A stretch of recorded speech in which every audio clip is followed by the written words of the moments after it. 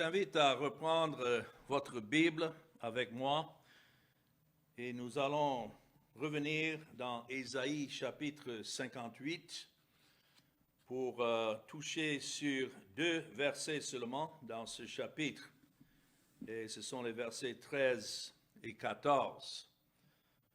Ici, il s'agit du sabbat de Dieu. Ça, c'est le titre de ce message. La dernière fois, nous avons vu les prescriptions de Dieu au sujet du jeûne et ce qui est un véritable jeûne spirituel devant le Seigneur.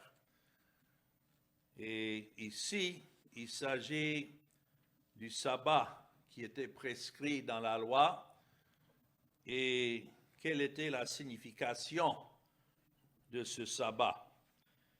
Nous lisons à partir du verset 13 dans Ésaïe 58, « Si tu retiens ton pied pendant le sabbat pour ne pas faire ta volonté en mon jour saint ou saint jour, si tu fais du sabbat tes délices pour sanctifier l'Éternel en le glorifiant, et si tu l'honores en ne suivant point tes voies, en ne te livrant pas à tes penchants et à de vains discours, alors tu mettras ton plaisir en l'Éternel, et je te ferai monter sur les hauteurs du pays, je te ferai jouir de l'héritage de Jacob, ton père, car la bouche de l'Éternel a parlé. »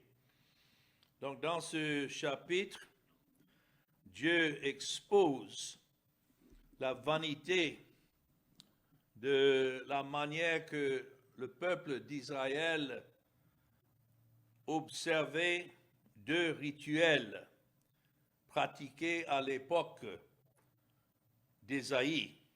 Premièrement, comme on a vu la dernière fois, c'était le jeûne et maintenant l'observation du sabbat. Ces 2 expressions sont l'expression en effet d'une inaction. Par exemple, en jeûnant, vous ne mangez pas. C'est un temps consacré à part où vous ne mangez pas pendant une certaine période. Et en observant le sabbat, vous ne travaillez pas. C'était un temps de repos. Mais un aspect important de ce chapitre est de nous montrer que ce que nous ne faisons pas ne suffit pas à nous rendre justes devant Dieu. On peut cesser de manger, surtout certaines façons de mets, selon la loi, et faire cela sans que cela ne nous justifie. Et en même temps, on peut cesser de travailler, d'œuvrer pendant un certain temps. Mais le fait de cesser de faire certaines choses ne suffit pas de nous rendre justes devant Dieu. Ça, c'est évident. Mais c'est un message qui a besoin d'être publié aujourd'hui parce que les gens croient qu'en ne pas touchant certaines choses, en se retirant d'autres activités qu'ils appellent mondaines, que alors ils sont en train de se justifier devant Dieu. Mais rien de ce que le pécheur fait ou il ne fait pas, mais même s'il peut s'abstenir pendant un certain temps de certaines activités, cela ne peut pas le rendre juste. Tout ce que vous avez, c'est un pécheur corrompu qui est en train de s'abstenir de participer à certaines activités, mais toujours pécheur corrompu. Notre marche avec Dieu ne doit pas être définie uniquement par ce que nous ne faisons pas. Mais voilà comment beaucoup qui se disent chrétiens aujourd'hui, ils aiment se définir, oh, au moins on ne fait pas comme le reste du monde ou bien les autres. Pourtant, ce sont des pécheurs et condamnables si Dieu lui-même n'intervienne dans sa grâce pour les justifier. Comment? Par le sang du Seigneur Jésus-Christ. Alors, il y a 3 points que je voudrais souligner dans notre texte ici pour notre compréhension en ce qui concerne ces jours que Dieu a prescrits pour le bien-être du peuple d'Israël. Et premièrement, et ces 3 points concernent un jour de sabbat. Premièrement, nous voyons l'importance du sabbat pour Dieu, mais ce n'est pas le jour qui rendait plaisir, mais c'est ce que le jour typifiait. Alors, l'importance du sabbat pour Dieu en tant que type de l'œuvre de Christ, voilà ce que ça signifie. Quand il dit ici que le sabbat est son délice et le jour que Dieu a sanctifié, il a rendu honorable. Le sabbat était une autre observation qui faisait partie des prescriptions que Dieu a données dans sa loi. Mais l'observation du sabbat en tant que tel était vide de sens, surtout pour le peuple juif de l'époque d'Ésaïe. Dieu les appelle à prendre plaisir dans leur cœur, c'est-à-dire tout en observant le jour du sabbat et pendant ces moments de repos que Dieu leur a donnés, ça devait être un temps de réflexion concernant le véritable repos que Dieu donne à son peuple à travers son Fils, le Seigneur Jésus-Christ. C'est Christ qui rend le sabbat honorable, parce que c'est Christ qui est le repos de son peuple.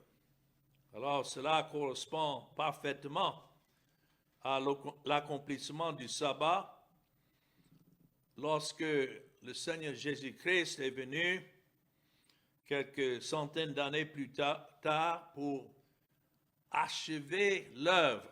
Voilà le sens du sabbat. Il fallait qu'un substitut fasse l'œuvre qui était exigée de Dieu et de sa justice et sa loi, afin que Dieu puisse être juste tout en justifiant ceux pour qui l'œuvre était accomplie.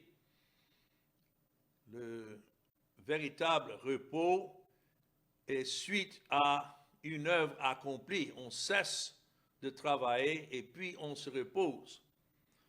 Voilà l'ordre. Donc nous observons ici que le sabbat que Dieu a donné représentait un jour pour l'honorer, pas simplement pour cesser de travailler, mais pour réfléchir sur ses bienfaits et de l'honorer pour le repos qu'il donne à son peuple grâce à l'œuvre du Seigneur Jésus-Christ.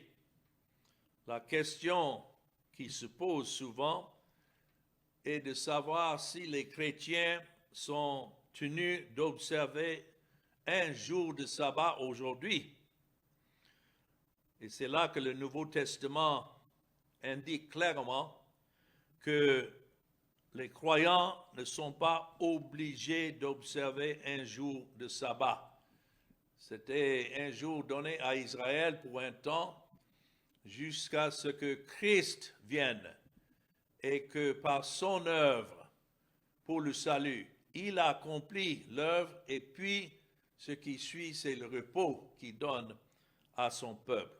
Si vous regardez avec moi dans Colossiens, chapitre 2, parce que Paul, il était un apôtre envers les païens.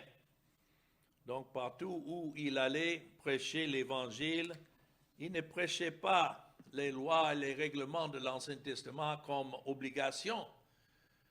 Et c'est ça qui a fait fâcher les judaïstes, ceux qui voulaient insister encore sur la loi et les règlements de l'Ancien Testament, comme beaucoup aujourd'hui veulent bien faire. Mais qu'est-ce qu'il nous dit concernant cet enseignement, non seulement du sabbat, mais de tous ces jours prescrits par Dieu dans l'Ancien Testament?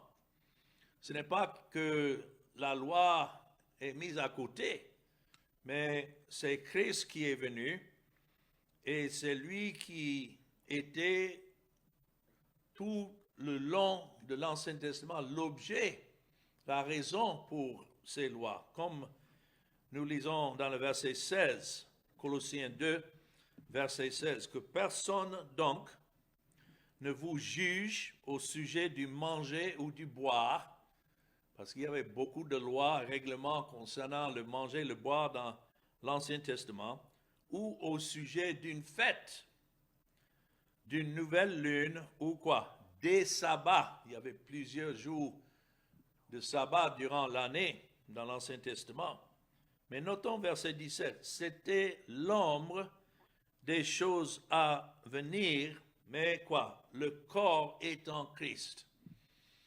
Donc le contenu, la signification de toute la loi avait en vue le Seigneur Jésus-Christ.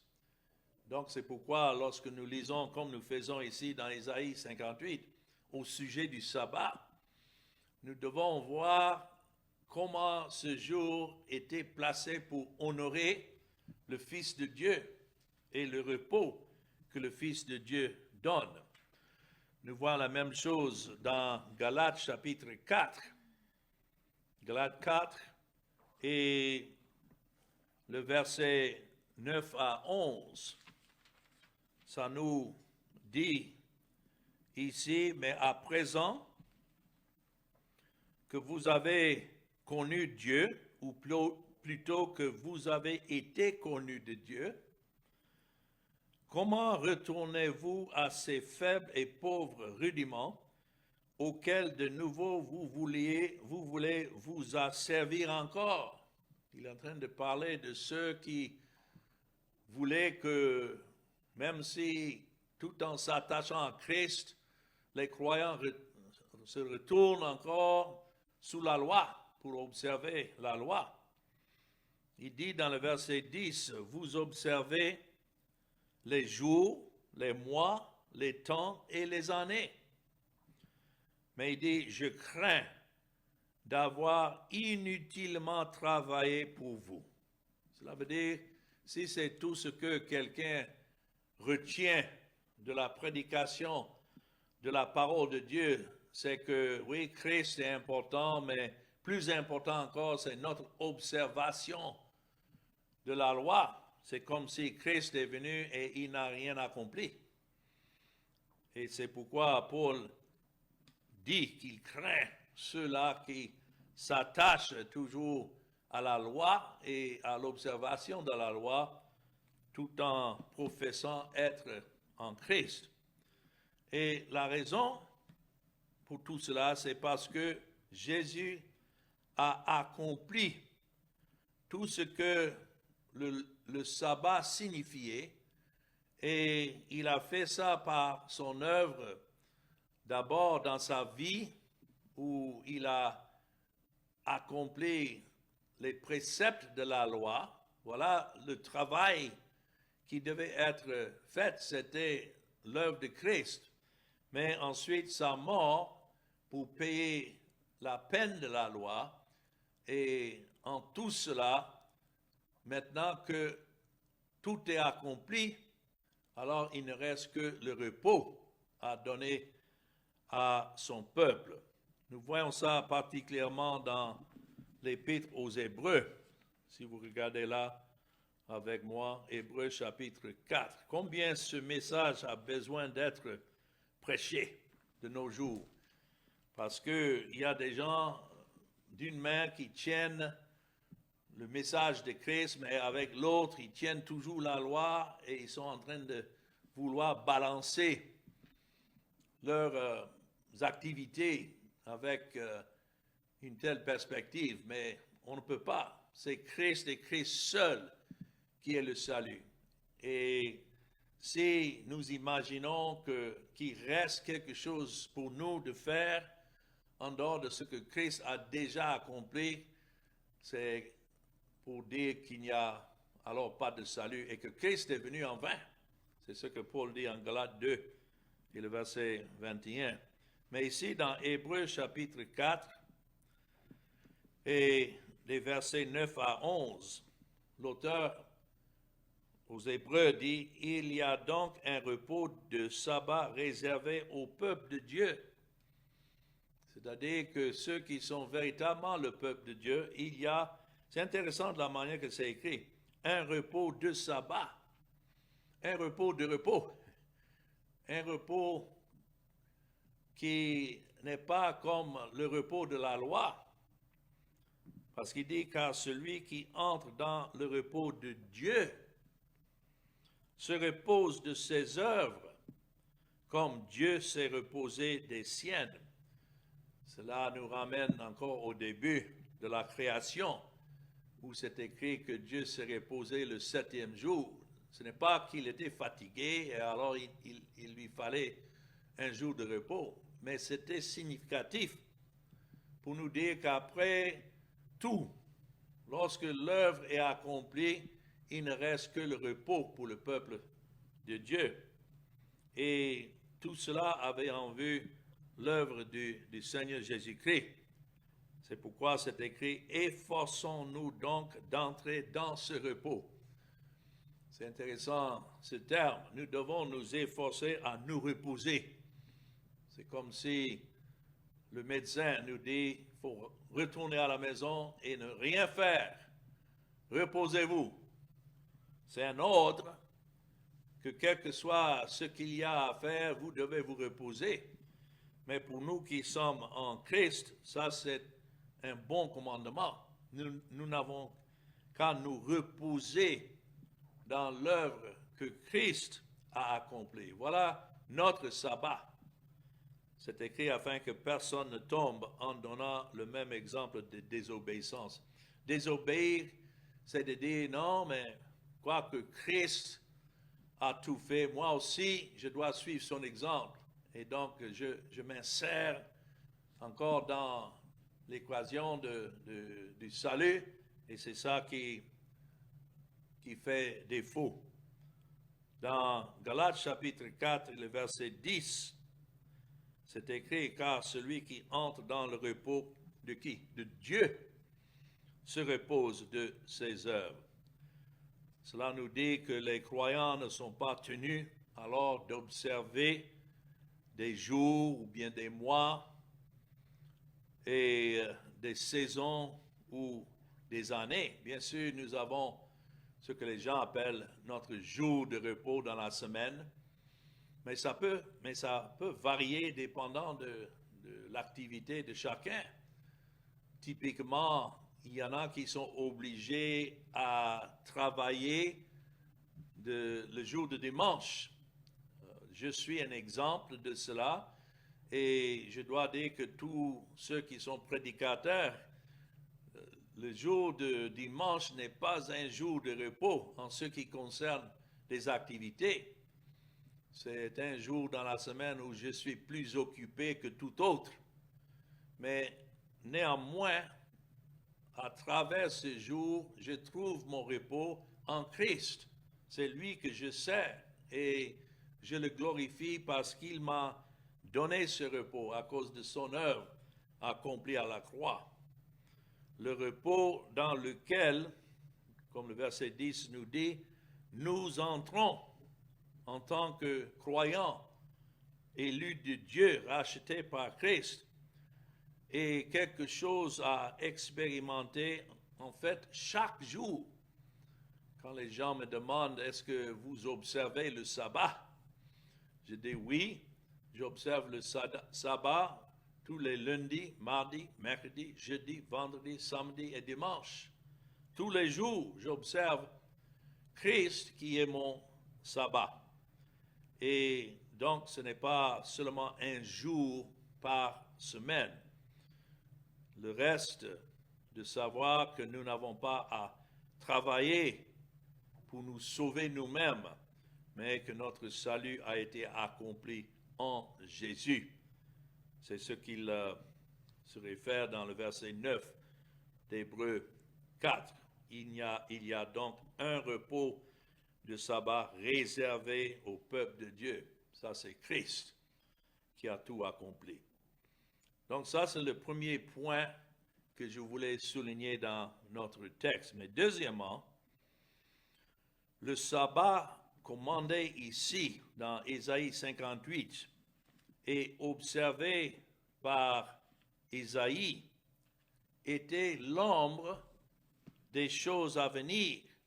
Mais comme nous avons vu dans Colossiens 2 et les versets 16 et 17, la substance de cette loi est Christ. Alors nous avons un repos en Jésus qui nous appartient chaque jour. Et par conséquent, puisque l'ombre du sabbat s'accomplit en Jésus, nous sommes libres d'observer n'importe quel jour ou même aucun jour comme sabbat selon la coutume de l'ancien Israël. Les gens ne peuvent pas comprendre cela parce qu'ils n'ont pas encore compris comment Christ est l'accomplissement de la loi. Et s'il l'accomplit, donc nous ne sommes plus asservis à cette loi et à ses exigences, mais nous sommes attachés à Christ. Cependant, bien que nous soyons libres de cette obligation légale du sabbat, nous n'osons pas ignorer l'importance de célébrer Christ comme notre repos. Et c'est une bonne chose que nous nous réunissons les dimanches, mais nous nous réunissons les dimanches pas parce que c'est devenu le nouveau sabbat pour l'Église, mais c'est parce que c'est le jour où nous célébrons la résurrection du Seigneur Jésus-Christ. En fait, si vous considérez que toute la loi a été accomplie par Christ et il est notre Pâque, donc il a été immolé et puis enseveli et puis ressuscité. La Bible dit qu'il devait passer 3 jours et 3 nuits au sein de la terre. Nous ne sommes pas de ceux qui imaginent qu'il était alors crucifié le vendredi, comme fait la plupart des religions aujourd'hui. Ils appellent le vendredi saint, parce qu'ils disent que c'est là que Christ était crucifié. Mais si vous faites les mathématiques, vous allez constater c'est impossible de trouver 3 jours et 3 nuits entre vendredi et dimanche matin même. S'il était crucifié vendredi après-midi, enseveli le vendredi nuit, donc vous avez vendredi nuit et samedi nuit, mais lorsque les femmes sont venues au tombeau le dimanche matin très tôt, le premier jour de la semaine, le tombeau était déjà vide. Donc il y a un problème. Et puis surtout, s'il était crucifié le vendredi, cela veut dire un jour samedi ne suffisait pas d'avoir 3 jours et 3 nuits. Je crois bien que Christ était crucifié plutôt au milieu de la semaine, c'est-à-dire le mercredi. Et donc, mercredi après-midi, crucifié, c'était le jour de Pâques, la veille de la Pâques, et puis enseveli mercredi nuit, et puis jeudi nuit et vendredi nuit. Et pour les jours, alors, on compte jeudi, vendredi et samedi pendant le jour. Mais cela signifie alors que ça devait être vers la fin du sabbat, et c'est ce que les évangiles nous disent, que Christ était ressuscité. Donc, les Juifs comptaient leurs jours à partir de 18 heures le soir jusqu'à 6 heures le matin. Donc, Christ devait alors ressusciter vers 18 heures le soir, le samedi, pour ne pas encore passer une nuit au sein de la terre. Et c'est pourquoi, quand les femmes sont venues très tôt dimanche matin, il était déjà ressuscité. Mais la signification de cela, pour nous, c'est qu'il aurait dû être ressuscité le jour du sabbat. Parce que le sabbat pour les Juifs comptait à partir de vendredi soir jusqu'au samedi soir, 18 heures. Et puis, samedi, 18 heures, commençait une nouvelle journée. Donc, il devait alors ressusciter, ayant passé 3 jours et 3 nuits déjà, et effectivement accompli le sabbat en ressuscitant. Le fait qu'il était ressuscité le jour du sabbat, à la fin du jour du sabbat, démontre que l'œuvre était accomplie.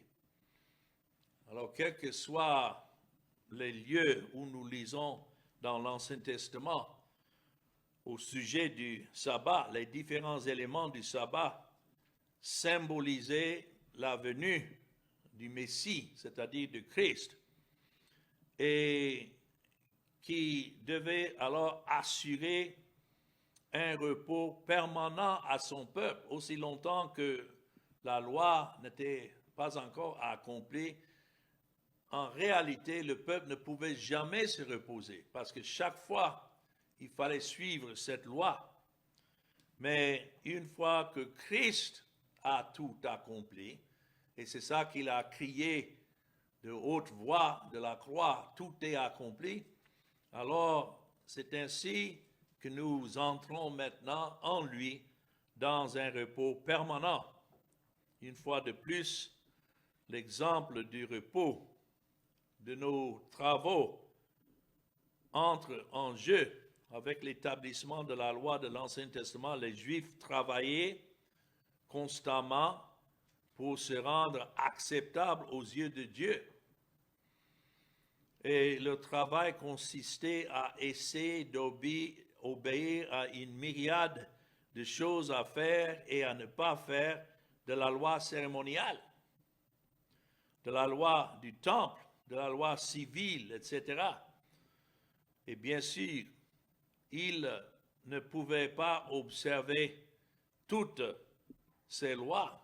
Ce n'est pas pourquoi Dieu a donné ces lois en pensant qu'ils pouvaient alors accepter devant lui par leur obéissance. Non, c'était de leur prouver sa sainteté et de prouver aussi leur péché et de savoir qu'il fallait un autre, il fallait un substitut qui pouvait venir et prendre leur place.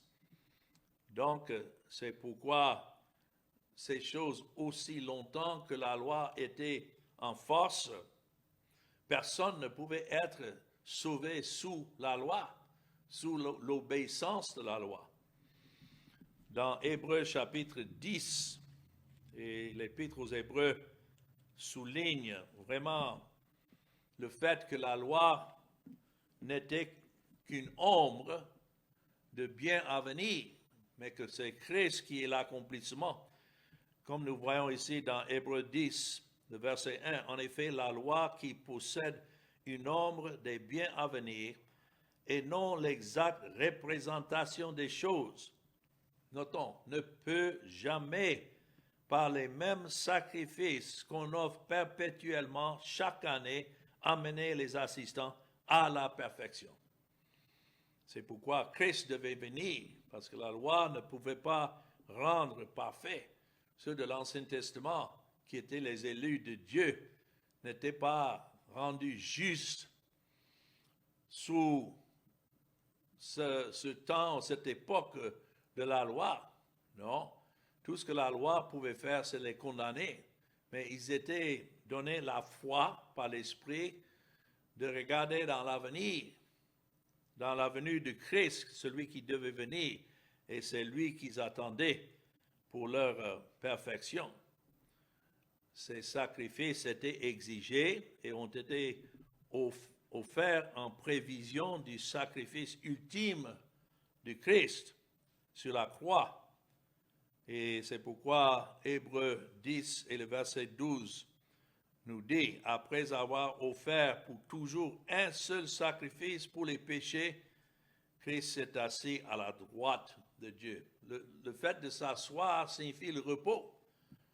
Et comme souverain sacrificateur, donc notre repos est en lui. Dans le temple, les souverains sacrificateurs ne pouvaient jamais s'asseoir parce que le travail ne pouvait jamais être fini. Tout ce que les sacrifices et les observations des jours pouvaient faire, c'était de mettre l'accent davantage sur la culpabilité des hommes. Mais lorsque Christ est venu, voilà, le fait qu'il est assis démontre que le travail est accompli. Et c'est en cela que nous voyons maintenant le repos de Dieu, comment Christ est en fait le sabbat de Dieu et comment Dieu est sanctifié, glorifié par l'œuvre de Christ. Il est honoré dans cette œuvre que les hommes ne pouvaient pas fournir. Donc, tout comme le Seigneur Jésus s'est reposé après avoir accompli ce sacrifice ultime, et il s'est assis et s'est reposé, c'est-à-dire il a cessé son travail d'expiation parce qu'il n'y avait plus rien à faire. Ah, ça c'est une bonne nouvelle. Tellement il a accompli tout ce que la loi exigeait, qu'une fois fini, il ne restait plus rien à faire. Et ça, c'est notre salut. Ce n'est pas qu'il a fini son œuvre, maintenant c'est à nous de suivre et essayer de suivre son exemple. Non. Grâce à ce qu'il a fait, nous n'avons plus besoin non plus de travailler, d'œuvrer ou observer la loi pour être justifié aux yeux de Dieu. Le Seigneur Jésus a été envoyé pour que nous puissions nous reposer. Ça, c'est le mot sabbat. En lui et dans ce qu'il a accompli, ce qu'il a pourvu. Maintenant, un troisième point à souligner pour conclure ce message dans notre texte, Ésaïe 58, 13 et 14, c'est que ceux qui se plaisent en Christ comme leur repos, se plaisent dans le Seigneur. Ici, dans mon texte, Ésaïe 58, c'est écrit, verset 14, « Alors tu mettras ton plaisir en l'Éternel. » 3 fois, lorsque Christ était sur la terre, il a fait entendre sa voix disant, « Ceci est mon Fils bien-aimé en qui j'ai mis quoi? Toute mon affection. » Donc, ceux qui mettent leur plaisir en l'Éternel sont ceux qui trouvent en Christ, comme le Père, tout leur plaisir, et non pas ailleurs. Alors, nous devons nous réjouir dans le Seigneur. Et comment est-ce que nous faisons ça? En glorifiant son Fils. C'est ce que je fais à travers cette prédication, et c'est ma prière à travers toutes les prédications tirées de la parole de Dieu. Tous ces messages rendent gloire à Dieu à travers son Fils, le Seigneur Jésus-Christ. À part Christ, personne ne peut plaire à Dieu. Alors, lorsque nous observons le but du sabbat, quel était le but du sabbat? C'est Christ, révéler Christ et ce qu'il a accompli. Donc, en cela, nous glorifions le Seigneur. Autrement, si nous prenons de ce sabbat et nous faisons simplement un rite religieux, cela est complètement, non seulement vide de sens, mais c'est antichrist. C'est de dire, c'est comme si Christ n'a rien fait. Et donc, nous continuons à vouloir nous efforcer à œuvrer nous-mêmes pour cette satisfaction devant Dieu. Non, nous réjouissons dans le Seigneur. Et c'est pourquoi c'est écrit dans le verset 14 de mon texte, Isaïe 58, « Je te ferai monter sur les hauteurs du pays. » Nous ne pouvons pas monter plus haut qu'en Christ, où il est assis à la droite de la majesté divine, ayant accompli l'œuvre du salut. Il dit, « Je te ferai jouir de l'héritage de Jacob. » Qu'est-ce que l'héritage de Jacob? L'héritage de Jacob, c'est Christ. Donc, à cause de son œuvre accomplie, il nous fait jouir de cet héritage. Notons, c'est un héritage, ce n'est pas ce que nous méritons, mais cela nous est donné en héritage par Dieu. Et si nous avons des doutes, le verset 14 termine par « Car la bouche de l'Éternel a parlé ». Quand les gens veulent nous confronter et dire « Non, mais au moins il vous faut observer un jour de sabbat ou bien un jour de jeûne », notre réponse est que Christ a jeûné. C'est lui qui a accompli ce jeûne nécessaire pour que, comme mon substitut, je sois sanctifié, justifié. Et même chose, il a œuvré, il a travaillé. Quand les gens disent non, mais au moins un jour qu'on appelle le sabbat. Non, Christ est notre sabbat. Donc, cet élément de repos du sabbat que Dieu a institué comme préfiguration de notre repos complet en Christ et qu'il a béni, c'est ça qui nous sanctifie et qui nous rend saints. Ce n'est pas ce que nous faisons, mais c'est ce que Christ a accompli comme notre sabbat. Donc, en conclusion, Jésus est notre repos du sabbat, en partie parce qu'il est le Seigneur du sabbat. Dans Matthieu chapitre 12 et le verset 8, c'est ce que Christ a dit lorsqu'on le critiquait parce qu'il guérissait les gens le jour du sabbat. Selon la loi des Juifs, pas la loi de Dieu, mais la loi des Juifs, cela ne devait pas se faire le jour du sabbat. Même la guérison était considérée par eux comme une œuvre. Mais qu'est-ce que Christ dit dans Matthieu 12? Il dit, le Fils de l'homme est maître du sabbat. Vous voyez, s'il est le maître du sabbat, cela signifie que c'est le sabbat qui le sert. Même depuis l'Ancien Testament, toute cette loi du sabbat servait Christ comme le maître du sabbat. Et maintenant, en tant que Dieu dans la chair, c'est lui qui nous montre alors le vrai sens du sabbat. Pourquoi? Parce qu'il est le maître. C'est pour lui que ce jour a été créé. Et donc, il est notre repos du sabbat. Non seulement comme Dieu depuis la création, mais comme Dieu dans la chair. Donc, lorsque les pharisiens lui reprochaient de guérir le jour du sabbat, ou bien même ici dans le contexte de Matthieu 12, traversant un champ et prenant des parties de blé pour mettre dans leur bouche pour manger, on les accusait de récolter. Ils disaient que c'était une œuvre qu'ils ne devaient pas faire le jour du sabbat. Mais le Seigneur leur rappela que même eux, aussi pécheurs soient-ils, ils n'hésiteraient pas à tirer une brebis d'une fosse le jour du sabbat. Mais lui, le maître du sabbat, il est venu chercher et sauver ces brebis qui entendraient sa voix et qui étaient tombés dans une fosse spirituelle. Et c'est grâce à lui qu'il trouve le repos. Oh, il y a beaucoup d'autres choses qu'on pouvait dire là-dessus, mais quel repos cela nous donne à travers la parole de Dieu en Christ. Et donc, reposons-nous. Amen.